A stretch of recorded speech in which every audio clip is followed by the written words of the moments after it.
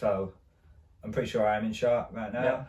You are. You're on Little fire. the golden third. The golden what? The golden third. Got dice rolling. Oh, yeah. On your chess table where no one can see if you cheat. I don't cheat. You fucking cheat. No, of course you don't cheat. Otherwise you'd have finished by now. I'd have been long gone. Yeah. How are you going to celebrate if you finish this year? I haven't even thought about that. What do I do if I finish it? Christ. I should have asked you that while you were recording. I don't know. I think it'll be. Wait, you are recording. There you go. Yeah. I would look just before you officially start the bit. Like have that before whatever your normal intro is. Like, What are you Right. going to do if you finish this year? I don't know. I've not even I considered don't it. know. Honest to God, I haven't thought about what would happen if I were to actually finish this book. I don't think it's ever going to happen, but I think Donald Trump will resign if you finish that book. I think I can influence American politics with the House of Hell. I do.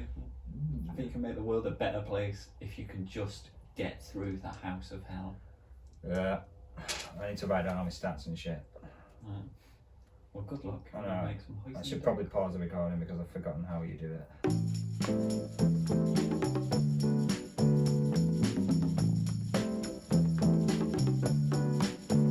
I think you'll make people watch through it again. Watch through. Maybe I will. Maybe it'll be longer than ever this year. I think it should be give them the full unedited experience. Like, look, this is what I do for you every year. It'd have to be me You think watching. it's a boring video? I'm gonna sit through it for 3 hours. Stats and that. Got the map. Right, okay, boys and girls, it really is that time of year again already. It's been 12 months since the last time we went through the House of Hell. My favourite fighting fantasy book, as you're probably well aware by now.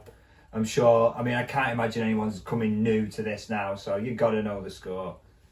Fighting fantasy is an adventure in which you are the hero and you get to choose what to do and die by your own decisions, right? Which is what happens every single time. Go through the previous deaths. 2014, I believe that was when I was scared to death by a ghost. 2015, died in a cage. 2016, drank potion in a cupboard, I think. This is the order. I could be getting it slightly mixed up. 2017, picked up some keys. Yeah, that literally killed me. And 2018, which was last year, that was... the hell happened last year? Boredom. But died of boredom. My brother's shouting through, he's making his lunch in the kitchen there. Might just get a few little interjections from Seb there. Nice to have you on board. The hell happened? Oh, paralysed by a ghoul last year. Yeah. I read the instructions wrong on the fight. I had like a 20-minute drawn-out dice battle with a ghoul. It was completely unnecessary because after like the second hit, I was paralysed and dead. I was dead before I knew it. So we'll see what happens this year. I've updated my map a little bit. Oh yeah. So it's become quite complicated, the map now. There's a lot going on. One of the rooms I went into last year was called the Mammon Room. That was the room that had the haunted furniture in it. Remember? The ordinary curtains and the lamp and the table and stuff. Exciting stuff. I'd be surprised if you've forgotten. But if you do a little bit of exploring in that room, it turns out you can find a ring, and the ring has an inscription on it. To Margaret from George, 1834. The mystery is building. Are you actually getting into this? I find maybe I am getting into it. For all my sarcasm, for all the poo-pooing of this book that I do, maybe I'm really getting into it. Who is Margaret? Who is George? What's the significance of 1834? I don't know. So we're going to assume that, like usual, the car crashes, we visit the mansion, that's the setup for the book. Then we assume that we navigate the dinner with Kelnor, which we've gone through far too many times. We find ourselves in the Erasmus room, leave the Erasmus room, head over to the Azazel room, pick up the yellow potion, which allows us to ignore the first 2 hits in any combat, or the first combat we encounter. Very good. From there on, we're going to go around to... Oh, the Mephisto room, pick up the length of rope. Who knows, it might come in handy. Head over to the cupboard, pick up a knife and the garlic. Then head up to the Mammon room, pick up the ring. And then head downstairs. And that's where I'm going to pick up this year's reading. All I have to do now is the formality of rolling our character. And I have to actually look up the instructions. I forgot to do it beforehand. I'm just going to have to do it now. Okay, skill, stamina, and luck. Roll 1 die, add 6 to this number, and enter it in the skill box. Okay, skill now. So this is your ability to engage people in combat. Got a 5, that's pretty good. So we've got a skill of 11. And we can use that full skill score because we've got a knife. Great. Hooray for knives. Not hooray for knives. This is your initial skill, blah, blah, blah, blah, blah. Roll both dice, add 12. And this is the stamina. Okay, so stamina is your HP basically. Let's see what we get. 2d6 plus 12. I dropped the dice! Air horns, sound effects. Oh my god. Everything. Yeah. Ah! Oh. Yeah, I really pulled. Oh, it was a 5. 2 5s. Oh my god. This could be a good year. If it weren't for the fact I've just paralysed my shoulder. Right. So we've got stamina of 22, about as good as you can get. Luck now. Pretty sure luck is 1d6 plus 6. Luck. Well, yeah, 1d6 plus 6. Right. Luck. So at various points of the adventure, we'll have the opportunity to test our luck. We have to roll both dice. The number on the dice has to be less than 4 for luck. So luck score of 10. The number that we roll on the dice has to be less than or equal to our current luck score for us to pass the test and get luck at. Every time we test our luck, it decreases, so that becomes more and more dangerous to do as the adventure goes on. The final thing to note is fear points. So let's see now. Where's fear? Battles, blah, blah, blah. Fear. As well as surviving your adventure, blah, blah, blah, blah, blah. Roll 1 die and add 6. Right. 1d6 plus 6 for our max fear score. 5. Bloody hell. We have got some good rolls this year. So we have a max fear of 11. Every time we see stuff that's frightening, the book will instruct us to add fear points. If at any point in the adventure our fear score reaches 11, frightened to death. Now, because of the route I've taken, or the assumed route, at the beginning, that's mine for route, the beginning of the adventure, we are starting off with 2 fear points. There's 2 fear points I haven't managed to eliminate from the route. Sound like someone from GDQ, don't I? We're going to optimize that over the coming years, over the coming decades, I'm sure. So we're going to start off by doing all that stuff I just mentioned and heading downstairs. That's passage number 132 if you're playing along with your own copy of House of Hell at home. I don't see any reason why you wouldn't be. Isn't this exciting, boys and girls? I've started calling you boys and girls. I think it's because I'm reading a book, reading a story. So here we go. You walk down the stairs cautiously, looking in every direction. There is no one about. In the hallway below, you may choose to try either a door on the left or a door on the right. Or you can walk up to the front door and open it. We're not going to do that. So we're going to do door on the right. And I think we do door on the right and then that's locked. And then it offers us a choice to walk down a corridor. So that's what I want anyway. If it doesn't do that, then I've really messed it up straight away and then we'll wing it. Door on the right, turn to 285. Wow, it's so unbearably exciting. I can't believe I only do this once a year. 285. The door is locked. Right, we're good. You may either try the door opposite or creep back along the hallway. Turn to 108. Now, I think I might have mentioned this in previous years, but I have no idea what hallway it's talking about. It's very difficult to draw a map when it doesn't give directions. Thanks again, Steve Jackson. House of Hell, one of the best. The hallway widens. To your left, there is a passage with 2 doors facing each other across it. Now, according to my map, which I've cobbled together from my guesswork of which way the hallway is pointing, that's round. Pointless showing. I don't know how far the camera is, but here we go. This is the ground floor. We've got the dining room with the fire demons. It's the locked door, the front door. I presume the hallway goes up here. I think we've been to the left. I think if you go to the left, That's the kitchen where you can pick up the keys and get killed, or fight a ghoul in the pantry and get killed. I think I've died in the kitchen twice in 5 years. It's ridiculous. So hope year 6 will go better. I don't know what I'm going to call this video, by the way. I tend to subtitle The House of Hell with like a horror movie subtitle, but be the corresponding number in the franchise. So I need to find like the 5th sequel or the 6th movie in a franchise that has a nice subtitle to it. Probably one of like the Nightmare on Elm Street movies or something like that, or the Halloween movies. They've gone pretty long, haven't they? Call it Terminator 3 brackets the second time they did it. Terminator 3 brackets the second time they did it. A suggestion from Seb, maybe I will. I mean, I called the last one Genesis though, didn't I? I don't know if I want to do 2 Terminator ones in a row. Oh good, I've forgotten which passageway. Because of all that chit chat. 108 I think. The hallway widens to your left. There is a passage with 2 doors facing each other across it. To go this way, turn to 21. If you don't want to go this way, you can walk on a couple of meters and turn right. Meters. Now, does that solidify this thing as being written in the UK? I think it does, doesn't it? Because if it would have been written in the US, there's no way it would say meters, even though they're better than feet and inches. And turn right into a passageway, which I'm not going to expand, which runs past 2 doors facing each other and ends at another door. To go this way, turn to 49. That's exactly what we're going to do. No messing about. We're straight into uncharted territory here, unless one of these doors just goes somewhere we've already been before, which is likely. 49. You have a choice of 3 doors here. I do love having a choice of doors. That's pretty much all this book is an endless choice of doors. I tried explaining this to someone at work today, and they, because they were saying, what are you going to do when you go home back?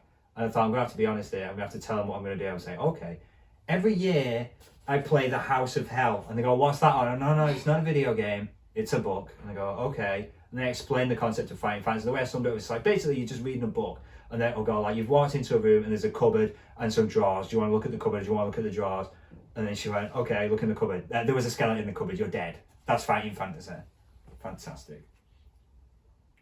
Will you go through the door at the end of the passageway, the door on the left, or the door on the right? Door on the left? We'll try door on the left, because I'm left-handed. 307. Sounds good to me. I mean, it's sheer blind luck. It's not like the doors have details on them, like a drawing or a carving, like in a Resident Evil game. There are no sounds or smells or anything. There's nothing to go off. It's just the left, the right, straight ahead. Straight ahead, 307.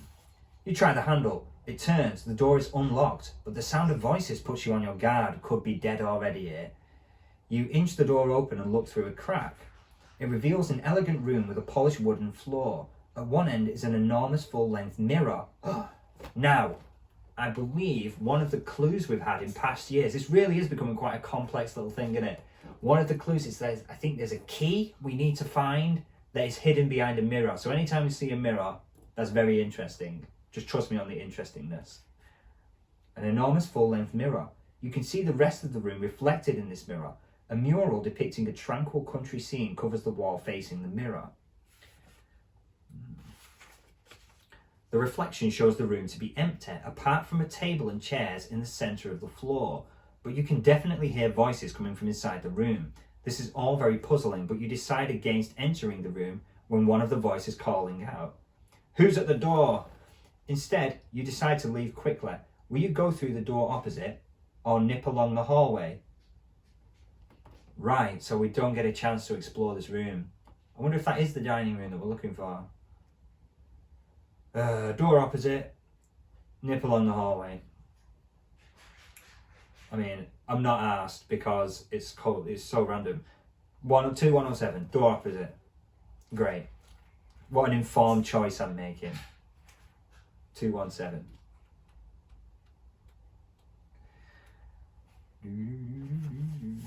Imagine you did this every year. How would you explain it to people you work with who it's possible that they have some sort of respect for you before you explain it?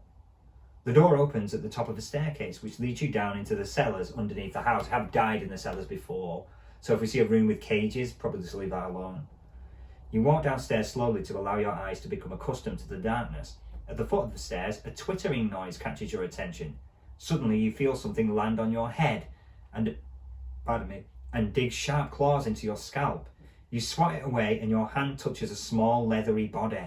Bats. A number of them are flapping around your head, darting and scratching with their claws. You must add 1 fear point for the shock. 3 fear. 3 out of 11. Bats. You've been in the bat thing at Chester Zoo? That's pretty good. I did, yeah. The last time I went there, a bat urinated on my face. That was my brother just chipping in there. He has been in the bat thing at Chester Zoo, whatever it's called. Bat weed on his face. Amazing. Right. Run back upstairs. Hide under the stairs. Fight the bats. I can't. Well, I don't want to go back. Fighting the bats does sound like a bit of a pain in the arse. But hiding doesn't sound too productive either. But we'll see if it works. Maybe the bats will get bored and go away. Turn to 320. Hide from the bats. There's probably some horrible monster under the stairs that we have to fight. 320. You shelter under the stairs and fend off the bats with your hands. They soon discover that they cannot get at you while you are tucked away, and they flap off back to the corner from which they came. When all is quiet again, you may decide your next move. Will you head up the stairs? I'm having trouble turning the page. That's going to be a problem. You have to do a lot of that in this book. Head up the stairs and open the door at the top, or will you remain to explore the bat's chamber? Let's explore the bat chamber. 330. I wish they called it the bat cave. Missed an opportunity there. Where do you wish to look? In the corner where the bats came from. In the corner from which the bats came. Along the back wall, under the stairs. Let's check under the stairs while we're here. Turn to 61. Riveting stuff so far. But at least we've encountered some bats. Are spooky, aren't they? Like a thing at Halloween. Not like tables and chairs and cloths and ordinary curtains and stuff that we encountered last year. At least bats. Bats is something, isn't it? I'll take bats over nothing. Oh, God. There is nothing unusual under the stairs, although some of the bricks in the wall look as though they have been replaced recently. You may either look in the bat's corner, along the back wall, or climb the stairs to the door above. Well, along the wall, we don't know about these bricks. Maybe there's something behind there. Maybe it's Tom Cruise who's been bricked up in a cellar. Did he get bricked up in an Interview with a Vampire? I'm pretty sure he did. Quick step check. Tom Cruise or Brad Pitt. I think Brad Pitt gets bricked up. Is it Brad Pitt who gets bricked up? Maybe it's Brad Pitt behind the wall. Let's find out. Is it Brad Pitt? Turn to 356. Is it Christian Slater? If you haven't seen Interview with a Vampire, why not check it out? It's better than watching this video. 356. Here we go. You feel along the wall for any sign of a secret entrance, but find nothing. I mean, why would you? Just as you are beginning to think you are wasting your time, yeah, a bit late for that, your left hand dislodges a brick. Behind the brick is a lever. You pull the lever and a rumbling noise comes from the wall nearby. A section of the wall slides to one side. This is more like it. Secret passages and shit. Oh, I am swearing this year. Revealing a small entrance just large enough for you to climb through. You look inside, but it is pitch black. Do you want to step through the door, or this door, sorry, or would you rather not risk it and climb the stairs instead? Secret passage, 387. I'm having trouble counting. I've been working today. I haven't even taken my uniform off for this video. I mean, good on you, Mark. Nice effort there. Oh my God. So the picture is like a bunch of cult people getting ready for something. I don't know if that's related to this passage, but I'll just show it you anyway before it even starts. Look at that. Spooky, eh? Right. And this is a long passage, so settle in. You find yourself in a dark tunnel. It is quite short and ends at a door. You open the door slowly, and when you are sure there is no one inside, you step into the room. It seems to be some sort of ceremonial anteroom or dressing room. Hanging from hooks around the walls are 30 to 40 white gowns, and resting on shelves underneath the gowns are macabre masks made from goats' heads. Oh my god. So they don't just look like goats' heads, they are the decapitated heads of goats. That's good. A single... What? I don't mean to interrupt, but I'm about to put on the spooky Halloween microwave machine. Oh yeah, right. So spooky microwave noises. Yeah. Please enjoy. Probably maybe I'd close that door or something. Do you want me to? Nah, it's alright. It's okay. We'll have spooky microwave on the video. Yeah, so your cultists are cooking microwave rice. Alright, I'll work it into the story. Alright. From the corner of the room, you can see someone cooking some rice in a microwave. A single passageway leads off to the left. While you are wondering where to go next, a sound sends a chill down your spine. Someone is coming. A hubbub of voices grows louder as a group of people come towards the room. You look quickly round for somewhere to hide and decide to nip behind the door. Suddenly, the door opens and about 40 people come into the room. God damn it. All chattering excitedly. You mingle with them and merge unnoticed into the crowd. They are ribbing a man called Brother Isaacson. It seems that tonight is a very significant night for him. Maybe he's getting married. You copy what they are doing, laughing and smiling, and even getting dressed up in a gown and mask. Alright, so we're wearing the head of a goat now. So that's good. Eventually, when they are dressed, they all move off along the other passageway. Will you go along with them, or will you hang around at the back, hoping to stay behind unnoticed in the room?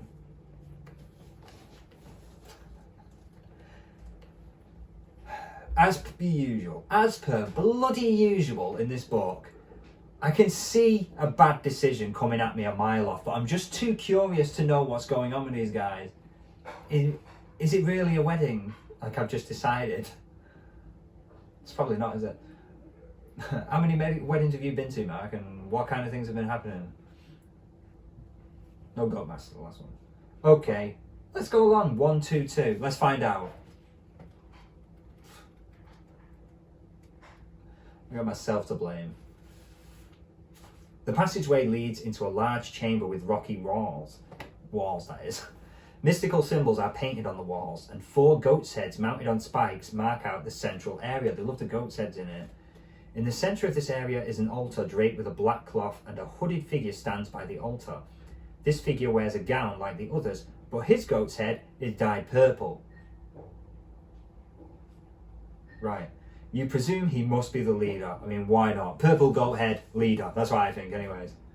You follow the congregation who surround the altar and stand at the back. A few minutes later, another sound comes from the passage. This time, you hear the screams of a young woman. Oh, this could be bad. Now, we have found out on previous runs that there's like a young woman who's been captured in the house. I think she's like a district nurse or something. And they plan to sacrifice her. This might be what's happening right now. 2 of the masked characters emerge from the passageway, pulling a pretty fair-haired girl who is fighting furiously to break free and screaming at the top of her voice. This is pretty grim. She is dragged to the altar and tied down on it. The congregation, led by their leader, chant for a short time. Then the leader motions for Brother Isaacson to step forward. The 2 exchange masks, and Brother Isaacson steps up to the altar, drawing a sharp dagger from his gown. He raises it above the woman. Excited mutterings run through the crowd. But what will you do? Will you watch what will happen? Oh no. Will you try to find a way out, or will you try to rescue the young woman?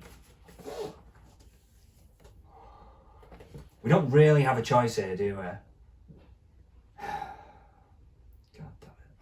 3-2-8. This can't possibly end well. But I don't see. Because it's not like, wait and see what happens. Maybe it's nothing bad. Maybe it really is a wedding.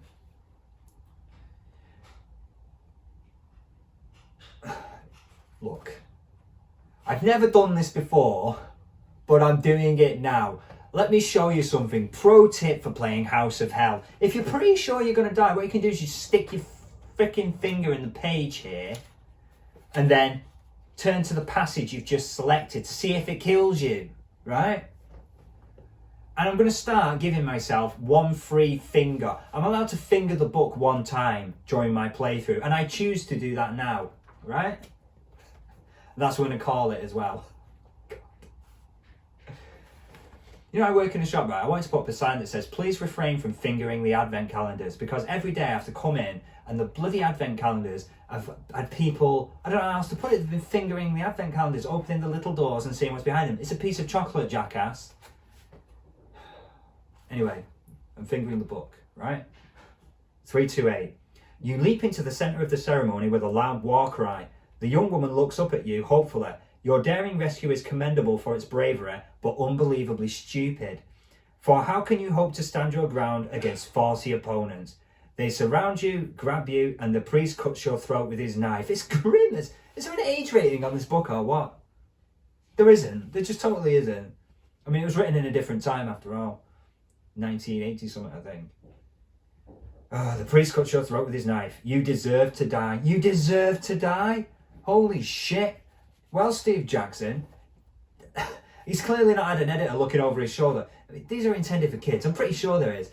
Can you believe there's a line in a children's book that says you deserve to die? Well, guess what? We didn't die. Using the magical power of the finger, one time per playthrough, starting now, we've earned it. Maybe what I have to say is, I earn one finger every 5 years. So if I'm still doing this 5 years from now, I can finger the book 2 times. He just said that's what she said. He's laughing raucously. Right. I am a feminist. When did this? It's true. It was being deliberately. What's the word? Facetious. Yeah. 1984. Oh no. Yeah. Sorry. Yeah. A short version of House of Hell was first published in Warlock magazine, 1984. In 1984, you can cut kids' throats and tell them they deserve to die. Apparently. Brilliant. So, okay, let's try one of the other options.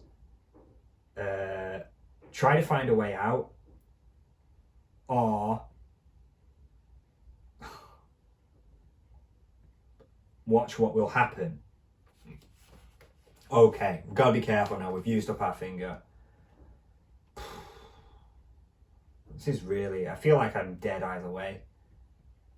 Although I don't know, the book's so grim, maybe it will let me witness a murder and then just carry on.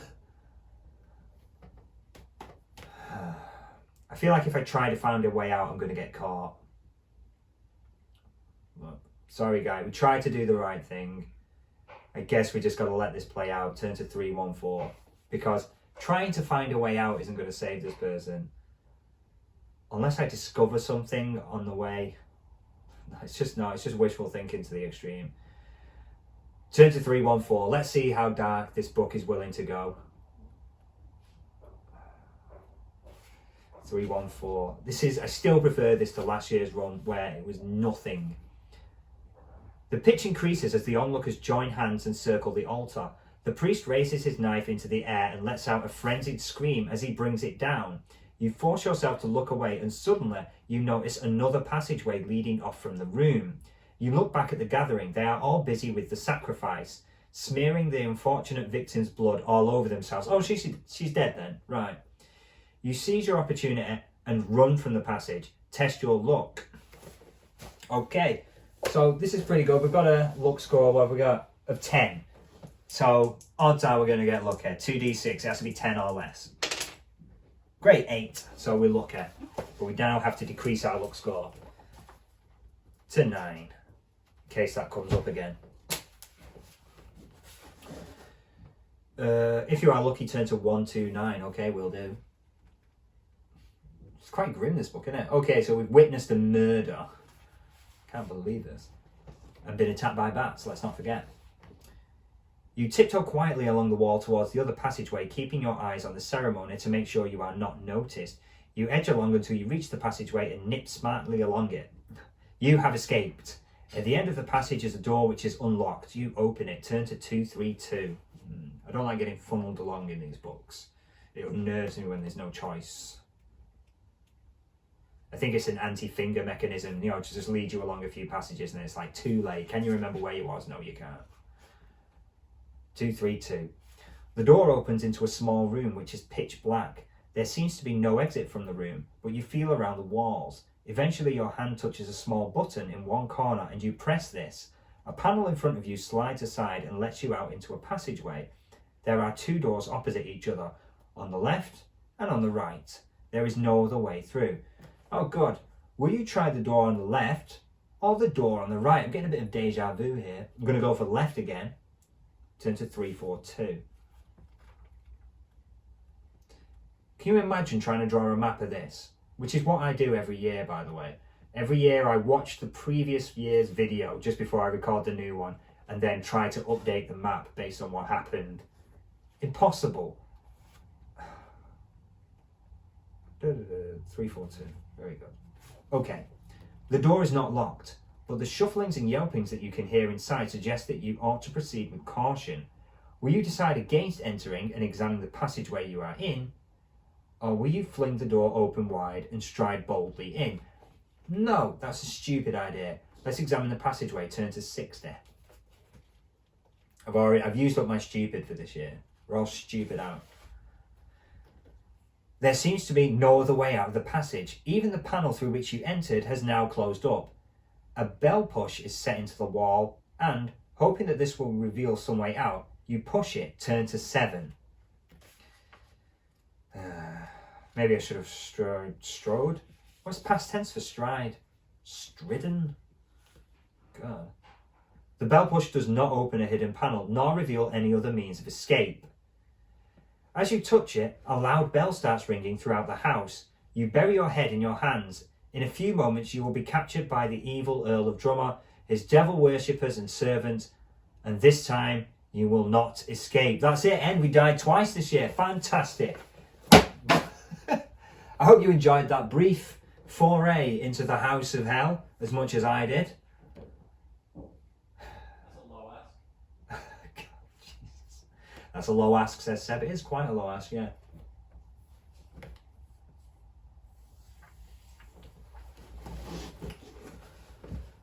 Some Halloween hoisin duck. Halloween hoisin duck.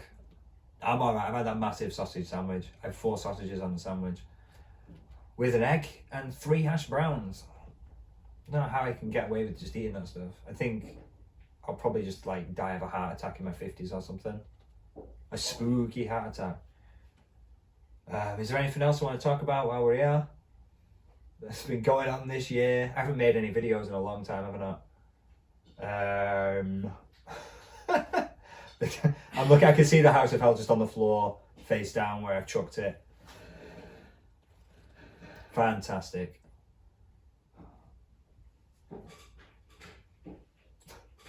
Or whatever. See you next year. Bye bye.